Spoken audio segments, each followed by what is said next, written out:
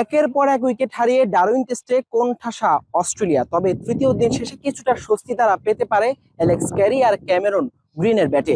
এখনো 67 রানে পিছিয়ে ইনিংস আর এড়ানোর চ্যালেঞ্জ যখন অজিদের সামনে, তখন মেহেদী হাসান মিরাজ বলছেন এখন উইকেটটা বেশ ভালো ব্যাটিং এর জন্য।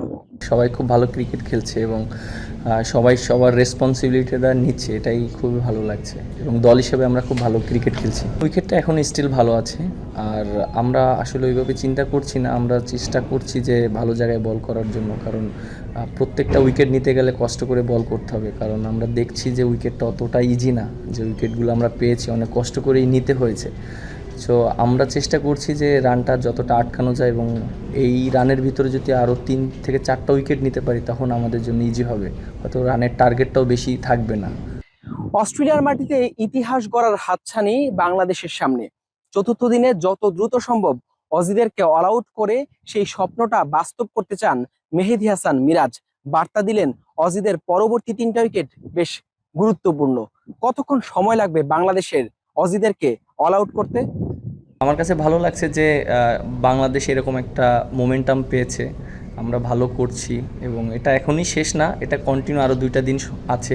সো এই ভালোটা যেন আমরা শেষ না করে দিই, সো আমরা ওইভাবেই চেষ্টা করছি। এখনও উইকেটটা যেভাবে আছে ওই রকম বেশি টার্ন করছে না, আমরা জাস্ট স্পিনাররা জাস্ট পেশেন্ট রেখে বলটা করার চেষ্টা করছি এবং ভালো জায়গায় বল করার চেষ্টা করছি। এখানে যদি রান কন্টেন করতে পারি তাহলে উইকেটের চান্সটা বেশি থাকে।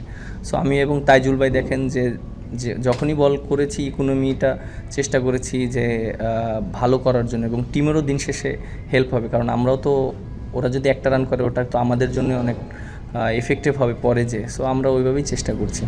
অস্ট্রেলিয়ার মাটিতে খেলার সুযোগ পায় না বাংলাদেশ। যদি অজিদের মাটিতে বাংলাদেশ হারাতে পারে, তবে নিঃসন্দেহে দেশের ক্রিকেটের সবচেয়ে বড় একটা অর্জন হবে, সেটা ভালো করেই জানেন মেহেদী Hasan Miraj.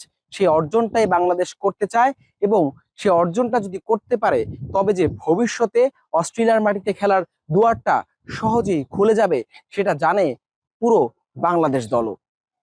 Hasan Al Maruf, Jamuna Sports, Marrara cricket ground, Darwin, Australia.